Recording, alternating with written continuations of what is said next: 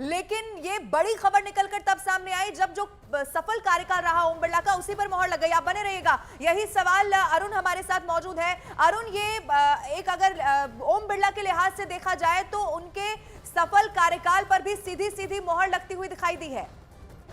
तो अरुण के पास हम वापस यहां पर लौटेंगे, लेकिन आपको बता दें ये बड़ी खबर है। स्पीकर पद को लेकर लगातार कई तरीके की बयानबाजी भी हो रही थी और अब यहां पर जो बड़ी खबर निकलकर सामने आ रही है वो आपको बताते हैं, जहां पर ओम बिरला ने एक बार फिर से नॉमिनेशन फाइल कर दिया है। एनडीए के वो उम्मीदवार हैं, सत्ता पक्ष के वो उम्मीदवार हैं और दूसरी तरफ उनके ठीक सामने है कोडिकुनिल सुरेश, जिनका नाम प्रोटेम स्पीकर के लिए भी सामने आया था वरिष्ठता के आधार पर। ऐसा दावा कांग्रेस की ओर से किया गया था, लेकिन अब उसी आधार पर के सुरेश को यहां पर आगे खड़ा कर दिया गया है इंडिया ब्लॉक की ओर से, विपक्ष की ओर से, क्योंकि डिप्टी स्पीकर पद पर बात नहीं बन पाई। देखिए, चुनाव तब होता है जब डिप्टी स्पीकर पद पर बात ना बन पाए और आजाद भारत के बाद यानी कि 1947 के बाद पहली बार ऐसा होगा कि इस पद के लिए भी चुनाव हो रहा होगा संसद के अंदर। स्पीकर पद के लिए आज तक कभी चुनाव नहीं हुआ है, लेकिन पहली बार आम सहमति से यहां पर चुनाव होगा और जो चुनाव होता है वो आम बहुमत के आधार पर ही होता है। यानी कि टोटल जितने भी सांसद हैं उनका जो आधा जो है यानी कि 543 है, तो उसमें से जो आधे सांसद हैं अगर वो चुन लेते हैं, आधे प्लस एक सांसद अगर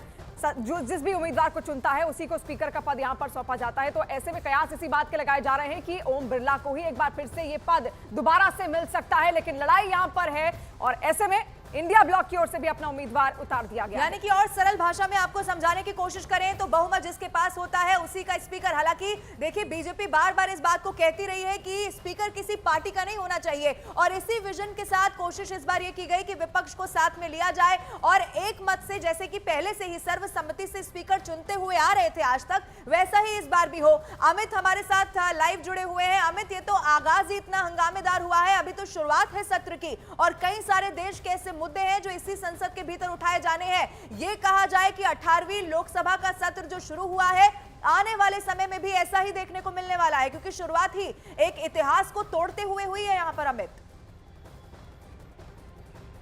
जी बिल्कुल, आप सही कह रहे हैं। जो परंपरा जो टूटी है, और इससे पहले कल का दिन अगर याद करिए तो राहुल गांधी का ट्वीट याद करिए, उन्होंने कुछ मुद्दे हैं जो सरकार के विरुद्ध वो गिनाए थे और इससे पहले जो शपथ ग्रहण समारोह चल रहा था सांसदों का, उसमें भी हमें नीट की आवाज़ें सुनाई पड़ी। तो ये साफ तौर पर ये विपक्ष ने अपना इशारा दे दिया कि हम जो ज्वलंतशील मुद्दे हैं उनको उठाएंगे, लेकिन कम से कम सर्वसम्मति की जो ये परंपरा थी, ये उम्मीद थी कि कम ये होगी, लेकिन इसको भी विपक्ष ने अपने विरोध किया, पुरजोर विरोध किया और एक कंटेस्ट यहाँ पर किया। तो परंपरा टूटी। अब इसके साथ ही एक हंगामेदार सत्र का आगाज यहाँ पर हुआ है। अब चुनौती पृष्ठभूमि, जातिगत पृष्ठभूमि से आपको परेशानी है, क्योंकि ऐसी चीज़ें लोक विमर्श में चल रही हैं और मैं समझता हूँ कि मैंडेट के संदेश के अनुसार अभी इंटरेस्टिंग चीज़ें होंगी। कई लोगों को अपने कई जो दल हैं उनके साथ भी हैं, उनको भी सोचना होगा कि फैसला कैसा लें जिससे कि फासला ना बढ़े। लेकिन अगर के सुरेश इंडिया अलायंस के उम्मीदवार होते हैं तो आज़ाद भारत में पहली बार होगा जब स्पीकर पद को लेकर मुकाबला आमने सामने दिखेगा। देखिए, आज़ाद भारत में बहुत सारी चीज़ें अभी होंगी। मैं कह रहा हूँ कि आज़ाद भारत में इस मैंडेट ने एक सांस लेने की जगह दी है सबको। सांस घुटन सी लोगों को हो रही थी, सांस विपक्ष को भी मिला, सांस लेने की आज़ादी भाजपा के लोगों को भी मिली, सांस मीडिया के साथी भी ले रहे हैं, सांस हमारी सड़कें ले रही हैं, हमारे युवा ले रहे हैं। तो अभी बहुत कुछ देखने को मिलेगा। क्या सरकार के स्टैंड की वजह से विपक्ष को अपने तरफ से स्पीकर पद के लिए कैंडिडेट? देखिए, सरकार का पूरा स्टैंड इस सरकार को बनने के बाद का देख लीजिए। कई लोग उम्मीद लगा के रखे बैठे थे कि अब मोदी जी थोड़ी सामूहिकता को प्रश्रय देंगे। नीट का एग्जाम का देख लिए नतीजा, पूरी सरकार की हठधर्मिता, संसदीय परंपराओं के निर्वहन में हठधर्मिता है। तो हठधर्मिता और अहंकार के खिलाफ ये मैंडेट था। प्रधानमंत्री जी का भी रिड्यूस्ड मार्जिन, बाल बाल बचे हैं। तो ये सब संदेश अगर नहीं समझ पा रहे हैं प्रधानमंत्री जी, तो क्या है इसका मतलब है कि आप वही तौर तरीका, मैं मेरा मुझको, मेरे आगे कोई नहीं, मेरे पीछे कोई नहीं, मेरे बाएं कोई नहीं, मेरे दाएं कोई नहीं, जो मैं सोचता हूँ वही सबसे अच्छा है। तो एक दलित चेहरा सामने आप लोग रख रहे हैं, क्या सरकार के अंदर के हिस्से में भी डेंट मारने? नहीं, सीधी सी कोशिश ये होगी कि आप ये देखिए कि इनको प्रोटेम स्पीकर होना था, नहीं है। लेकिन अगर विपक्ष के ये साझा उम्मीदवार है तो ये संदेश कई तो आरजेडी से मनोज झा को ये आप सुन रहे थे, लेकिन फिलहाल ये तस्वीर आप देखिए कि सुरेश जब अपना नामांकन दाखिल करने वो पहुंचे और ऐसे में उन्होंने अपना नामांकन यहां पर स्पीकर पद के लिए दाखिल कर दिया है। आजाद भारत के बाद पहली बार आमने सामने का ये मुकाबला होगा स्पीकर पद को लेकर। और इसका इतिहास भी थोड़ा आप यहां पर समझिए। 1919 की बात है, किम्सफोर्ड रिफॉर्म्स आया था, मॉन्टे किम्सफोर्ड रिफॉर्म, और उसी दौरान ये जो पद हैं प्रेसिडेंट और वाइस प्रेसिडेंट के नाम से उस वक्त जाने जाते थे। 1921 में सबसे पहले सृजन हुआ इस पद का, लेकिन जैसे ही आजादी आई 1947 में, तब इस पद का नाम स्पीकर और डिप्टी स्पीकर रख दिया गया।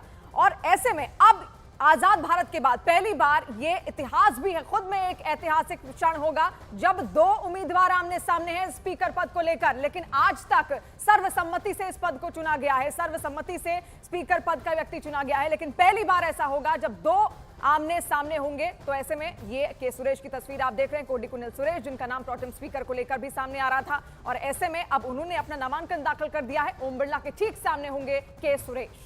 तो आपको ये भी बता दें, मावेली कारा से इस बार 8वां ये मौका रहा जब उन्होंने लोकसभा का चुनाव लड़ा, और वरिष्ठता के आधार पर अगर आप देखेंगे तो इसीलिए इनका नाम बार बार आगे किया जा रहा था। ये तस्वीर इस वक्त हम आपको आपके टीवी स्क्रीन पर दिखा रहे हैं, न्यूज़ 18 इंडिया पर एक्सक्लूसिव तस्वीर आप देख लीजिए। के सुरेश ने नामांकन दाखिल कर दिया है, लेकिन इस तस्वीर के मायने इसीलिए खास है क्योंकि ये सीधे सीधे सत्ता पक्ष को चुनौती है। उस सत्ता पक्ष को, चाहे इंडिया अलायंस ये जानता हो कि अगर बहुमत के आधार पर स्पीकर का चुनाव होता है तो बहुमत के आधार पर एनडीए का ही स्पीकर बनना तय है, लेकिन उसके बावजूद भी डिप्टी स्पीकर पर बात ना बनाना और फिर अपना उम्मीदवार उतार देना, यानी कि जो आक्रामक रुख है विपक्ष का इस बार जो पूरे संसद सत्र में दिखने वाला है, ये उसकी तस्वीर का बहुत बड़ा उदाहरण यहां पर कहा जा सकता है। ये तस्वीर आपके टीवी स्क्रीन पर हम आपको दिखा रहे हैं, और इंडिया अलायंस इसे ताकतवर तस्वीर इस लिहाज से भी मानेगा चूंकि अभी तक ऐसा हुआ नहीं, ऐसा कोई मान नहीं रहा था, और यही माना जा रहा था कि जैसे अभी तक स्पीकर का चुनाव होता आया है वैसे ही होगा। और स्पीकर की लड़ाई इसीलिए भी ज्यादा है, आप समझिए, क्योंकि स्पीकर किसी पार्टी का नहीं होता, लेकिन ये जरूर होता है कि जब संसद की कार्यवाही होगी वो किस ढंग से चलेगी, ये सब कुछ स्पीकर ही तय करता है। ऐसे में अगर विपक्ष चाहता है कि वो संसद के भीतर ताकतवर हो तो वो जरूर ये चाहेगा कि स्पीकर पद विपक्ष के पास ही जाए, और इसीलिए चाहे वो हार ही क्यों ना जाए, लेकिन अपना यहां पर उम्मीदवार जरूर उतार दिया है। और इस बार की ये जो तस्वीर है, ओम बिरला सामने होंगे जिनके पास तजुर्बा भी है, पिछली बार वो स्पीकर रहे, सफल उनका कार्यकाल रहा, और आप अगर इसे ऐसे देखेंगे तो बिना किसी विवाद के उन्होंने अपने कार्यकाल को यहां पर संभाला। ऐसे में एक बार फिर से एनडीए की तरफ से लोकसभा स्पीकर के लिए ओम बिरला और दूसरी तरफ के सुरेश। और इस वक्त